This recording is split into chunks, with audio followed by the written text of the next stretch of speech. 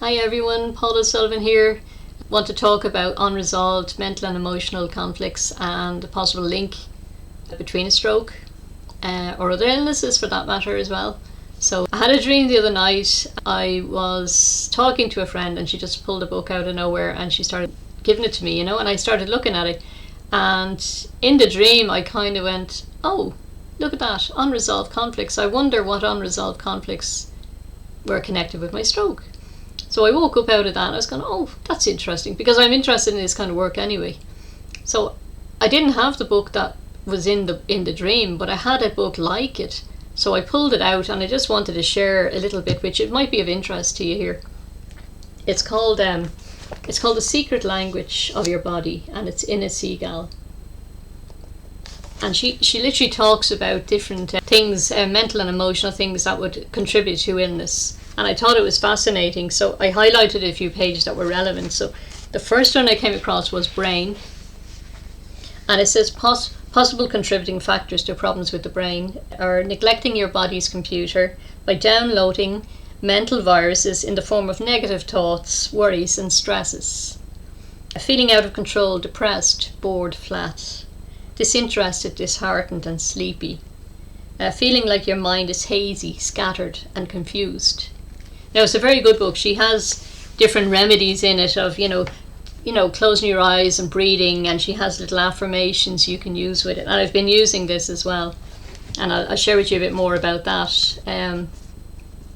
The second one I looked at was interesting as well. It was about blood clotting. So I had 2 clots in my brain.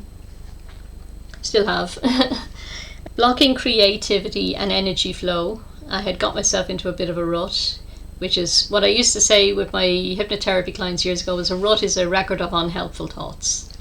So I had got myself into a bit of a rut and I was stuck just before the stroke.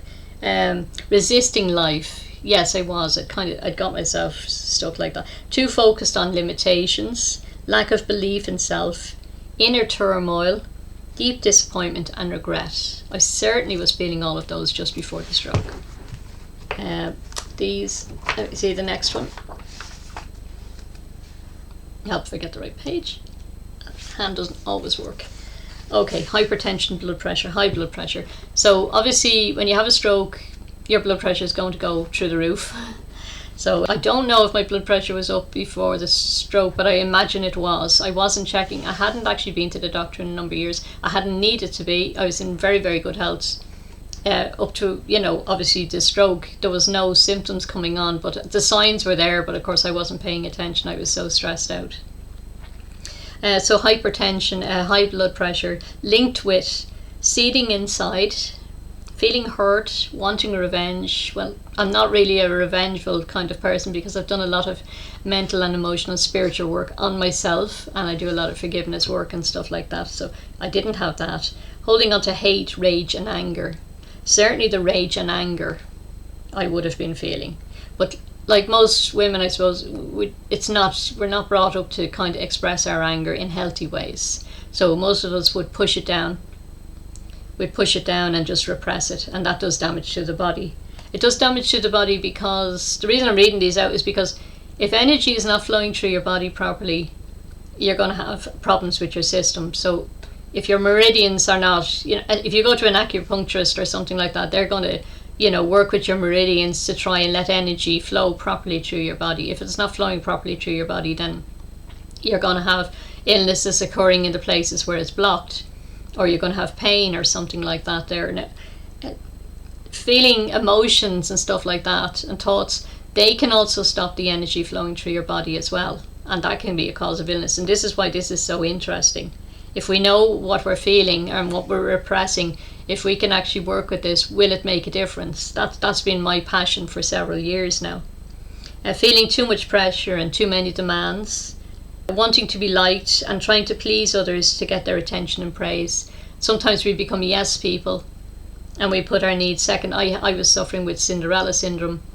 I was doing everything for everybody else and trying to be the perfect carer and trying to be the perfect mum, and just not looking after, literally seething inside because, I wasn't getting my needs met.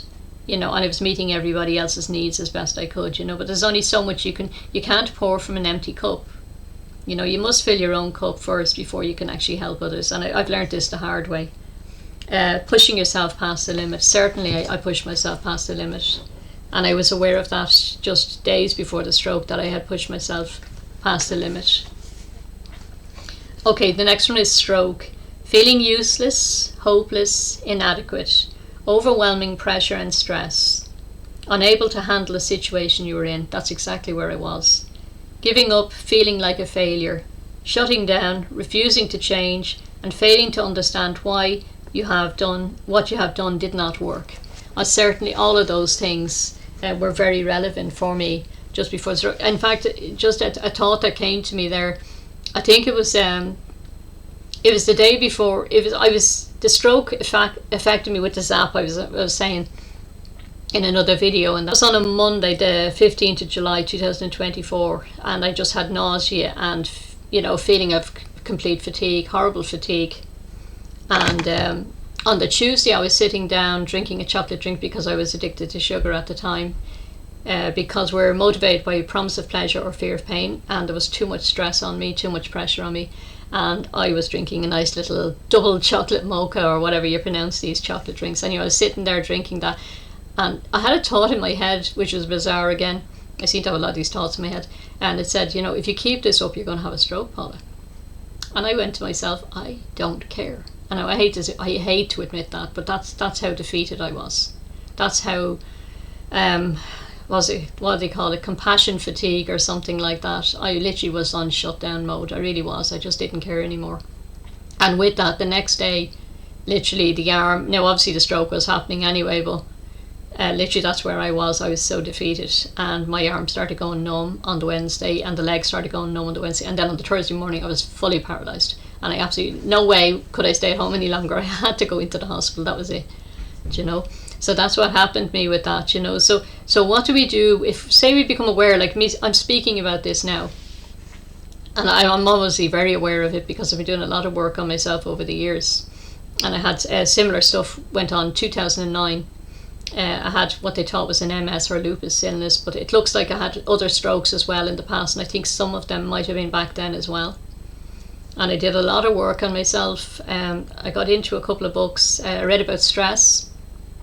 Again, I had a weird thought in my head that I might be contributing to those symptoms somehow, because I was getting all the neurological tests done and they couldn't quite find what it was, and I was beginning to feel like I was batshit crazy, and I knew I wasn't, and I even kept a diary, so I knew the symptoms were real, but I just had to get someone to believe me, you know, and the tests couldn't come up with what it was, you know. So anyway, I started looking into stress, reading books. I read a book, I'm Too Busy to Be Stressed, by Dr. Hilary Jones, I think it was, and that was very amusing for me and very informative, and I didn't quite realise the seriousness of what stress is and what it does to your body.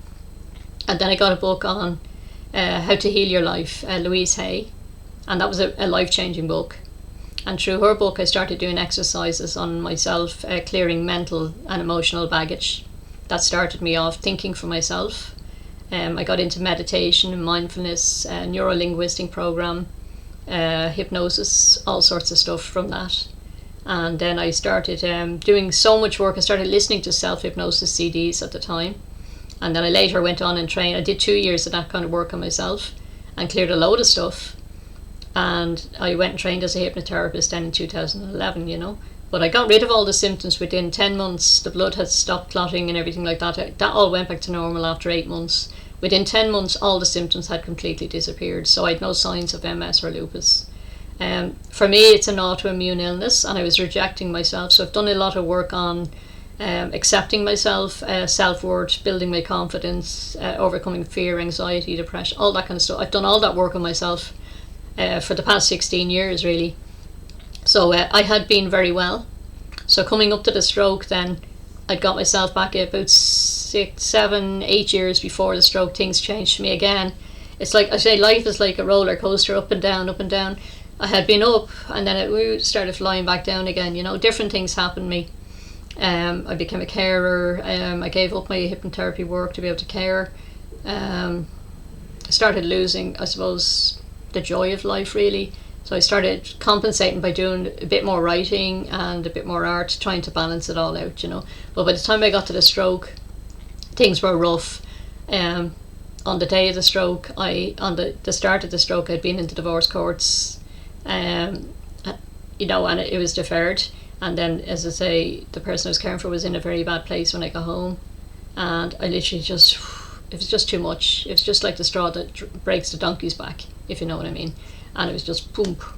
So, you know, obviously I'm 13 months now, and I started in the second week after my stroke trying to work on myself, you know, as best I could. My mind wouldn't work properly, my eyesight wasn't working properly, you know, and I was just exhausted, and obviously I was paralysed on one side. So it's been a very difficult journey, the last 13 months, but I just won't give up. I'm very determined to get full recovery with this, so I'm doing everything I can. Now I have a lot of other videos to make, I have a lot of stuff I do to bring myself back. So you must give up the things that make you ill. You must be prepared to, in some way, give up the things that make you ill. Now, I don't drink and I don't smoke. I don't do drugs, obviously, and I'm a vegetarian. I drink filtered water. I don't drink tap water because it's, I discovered back in 2012 when I was trying to develop a wellness program for clients at the time about tap water, and that there's hydrofluorosilicic acid in the tap water and aluminum sulfate and other compounds, and when they're mixed together they allow the blood-brain barrier to be crossed in your brain.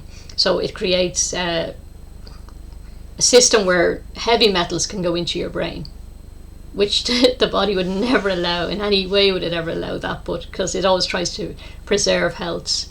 But when you've got things, chemicals and toxins in your body, they can, you know, overcome that.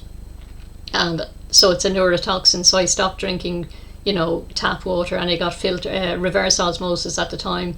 And I also drink bottled water, Volvic water. It doesn't have fluoride added to it. I had given up tea because tea has naturally occurring fluoride, and more than 4 cups a day can cause issues with your brain as well. So I was aware of all these things from 2009, you know, and then I said stroke was like complete reset, you know. So I got my family to bring bottled water into the hospital, so I wouldn't drink the tap water because I could smell. I'm a very sensitive person because of Asperger's. So the smell, I could smell the water, and I was going, I don't like this, I'm not drinking this, you know, this isn't going to help me get better. So I literally, from the time I had the stroke, I was going, what can I do to make myself better? What can I do to help myself get better? And will I get better? I don't know, but you know, I'm going to keep trying. So going back now, because I've gone off there, just to bring you back to unresolved mental and emotional conflicts. What do we do once we've become aware? Maybe you've become aware just today of some of that stuff. Maybe some of that stuff resonates with you. And I said, what do you do about it, you know? Well, obviously there's a lot of factors in it, but most of it is how we think about things. And we have a couple of parts of our mind. We have a subconscious mind and a conscious mind, and the conscious mind would be aware of certain things, but a lot of the time we repress and we push it down. So the subconscious mind is a very deep part of our mind that focuses on about 30,000 things at any one time, and it remembers absolutely everything that ever happened to us, even if we can't consciously recall it. Because when I was a hypnotherapist, we could bring stuff back up out of the mind to help people, or we could find different belief systems they had that were sabotaging them, you know. So with relation to, you know, overcoming a stroke, how do we work with this, you know? So what I used to do is, I share what I used to share with my clients, was I used to just share the breathing technique with them.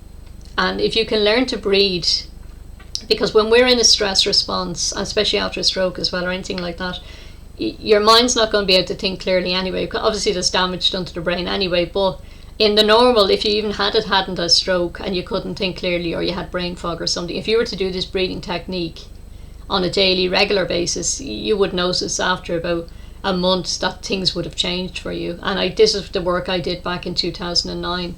Initially, the work I did was the breathing technique, and it was literally, you're breathing in really slow and you're breathing out really slow, and in your mind you're saying tree, tree, tree. So I'll show you what it would kind of look. Now I breathe kind of deeper than, I'll just do a shorter one, but I breathe pretty deep now at this stage. But you'd kind of breathe in,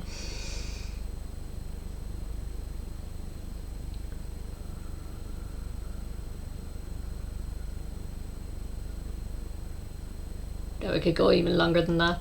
But in your mind, you'd be going 3, 3, 3 in your mind and just breathing out as much as you can. It takes time. Most people only breathe from up here. They're very shallow, but I breathe down right into my stomach, you know. So your belly will rise and your belly will fall. That's how you can kind of measure that. But it takes practice and it takes a bit of time and that. But I would do that, and then the second breath in would be, and then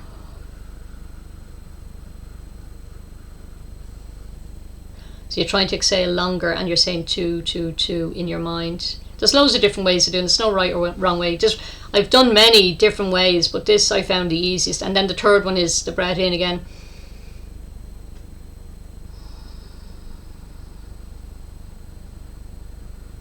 You can breathe from your mouth or your nose, whichever suits you.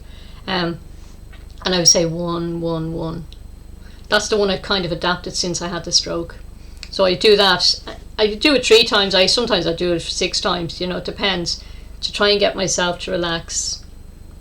You're switching off the fight and flight system. Then you're switching back on your nervous system. You're regulating it again. That's what you're doing.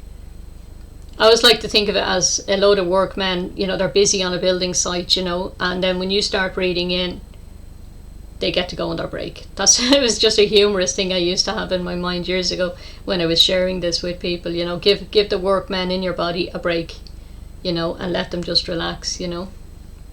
And the cells, when you're stressed out, the cells go into protection. They close off to stimuli and proteins and everything like that. And when you relax, a few seconds relaxing changes everything. The cells open back up again to stimuli. They go back into a position of growth. Have a look at Bruce Lipton, The Biology of Belief. Very, very interesting book, and he has a lot of videos on about this as well. It's very interesting, you know. And of course, when your cells are in growth, you know, you have a better chance of health.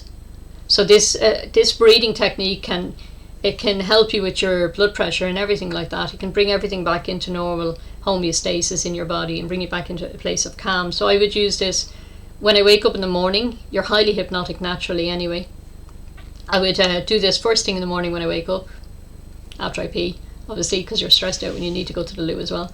So come back to bed and I do this, and then in the middle of the day, if I need a rest, which I always need a rest because I get worn out in around the middle of the day, the neurofatigue starts getting me and I can't even sit properly. I would lie down for a rest, and I would do this again. And then last thing at night, just as you're drifting off to sleep, you're highly hypnotic as well, which is very important, the things you say to yourself at those times of days. So I would do that breathing technique.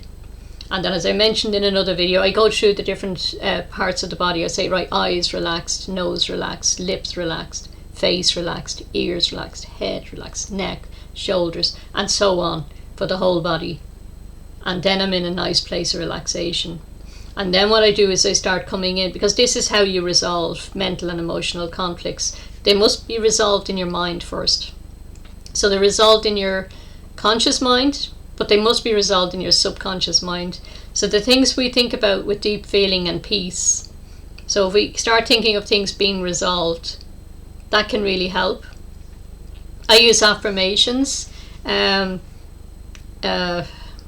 I'm more than I appear to be. The world's strength and power rests inside of me. I would say every day in every way I'm getting better, better and better. I would say I'm whole, perfect and strong. I'm powerful, loving and kind. I'm harmonious, healthy, wealthy and happy. I would say other things. I am the spirit of health within me. I'm the spirit of peace within me. A lot of it is letting go of things that you can't control as well, and finding peace there. I suppose this video is not going to be long enough to go into all the different things I do with this.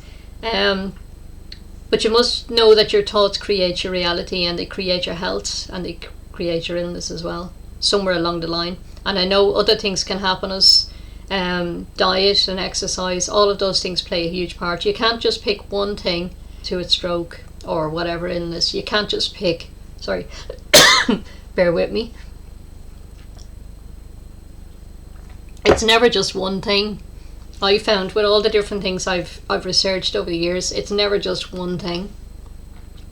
So your thoughts create your reality.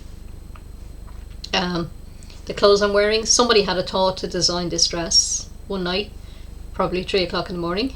And they decided on the design and what fabric was going to be used, and then they went and found a patent for it, and then they got someone to actually make it, and they followed a whole line of thoughts. So someone's thought actually created this outfit that I'm wearing today. Someone created the chair I'm sitting in. Someone created the rollator and the walking stick over there that I absolutely need. I couldn't manage without them. Someone created the wardrobe behind me in the room I'm in, the house I'm in, the device you're looking at this on, your car, everything, absolutely everything. Look around you, absolutely everything was created by somebody's thought. The relationships you're in or you're not in, they're all the job you work at or the job you're not working at, or your hobbies or no hobbies, or your whole life is created by your thoughts. But we're not aware. We're not aware that we're conscious creators, on some level, and the subconscious mind has every idea we ever had in there, and if you keep thinking a thought, it becomes a belief.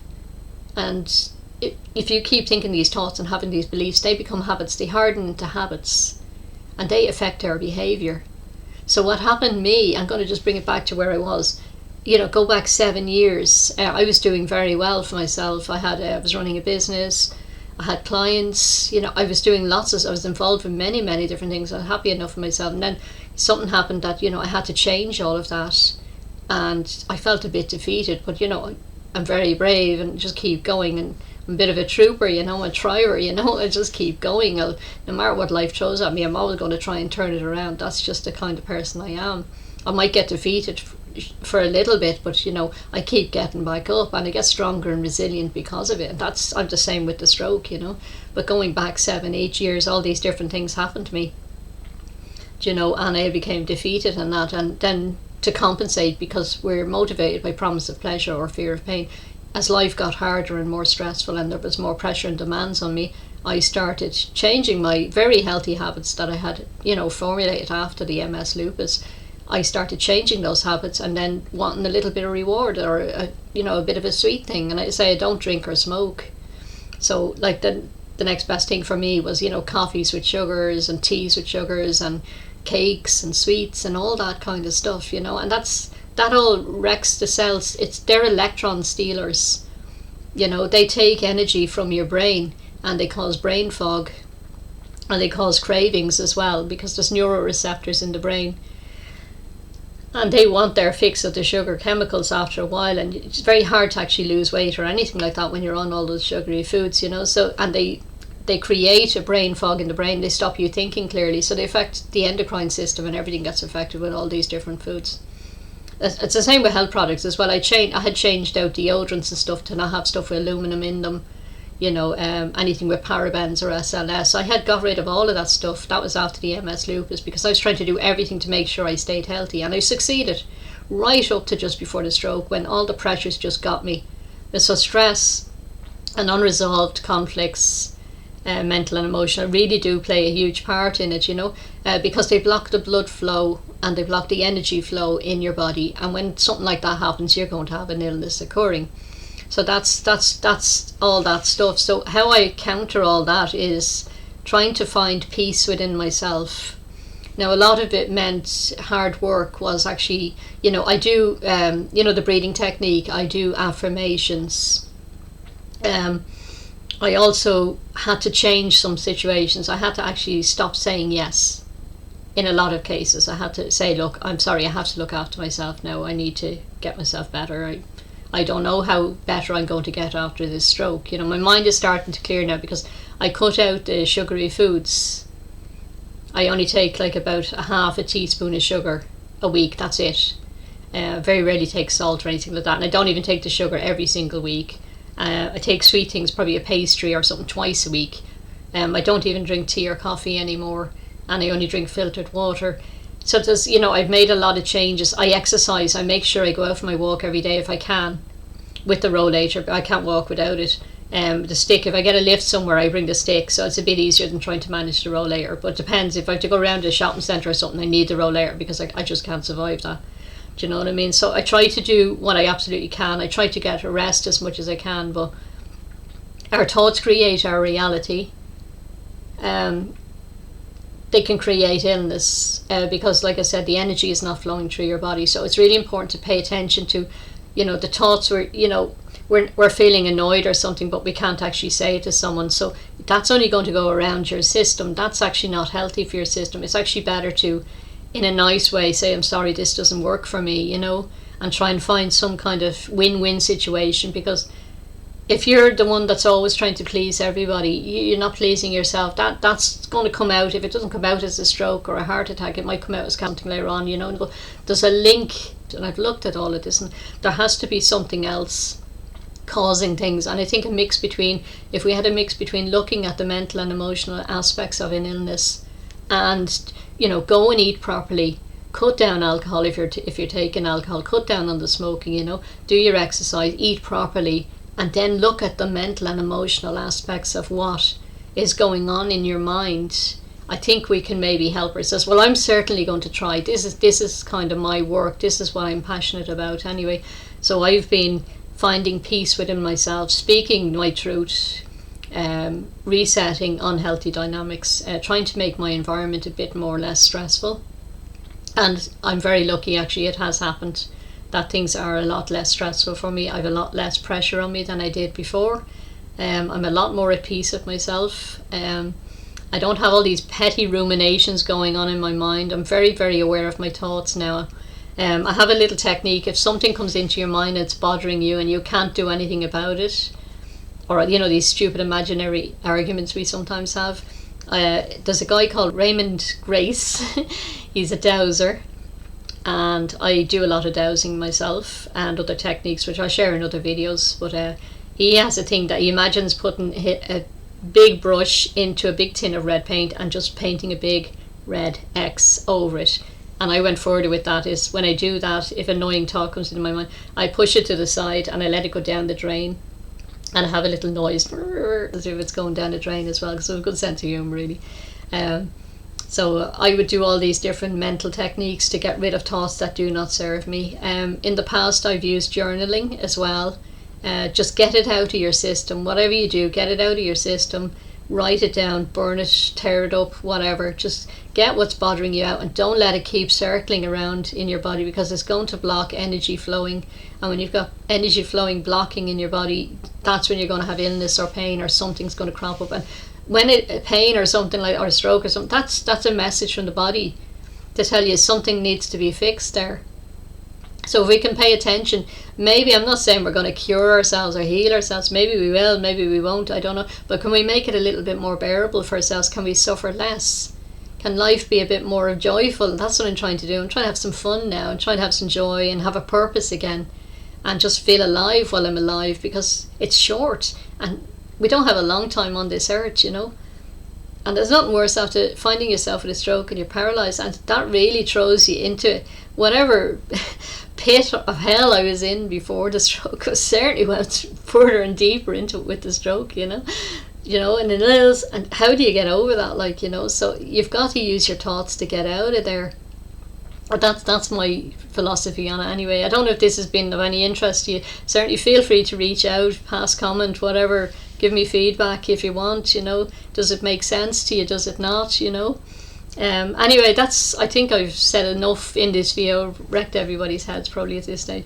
Anyway, just wishing you all a very, very blessed day, and I'll come on with another video. I want to share some of the other stuff I've been using to help me overcome my stroke and to help me in my stroke recovery. So I'm hoping it'll make sense and be useful to somebody out there. All right, take care and mind yourselves.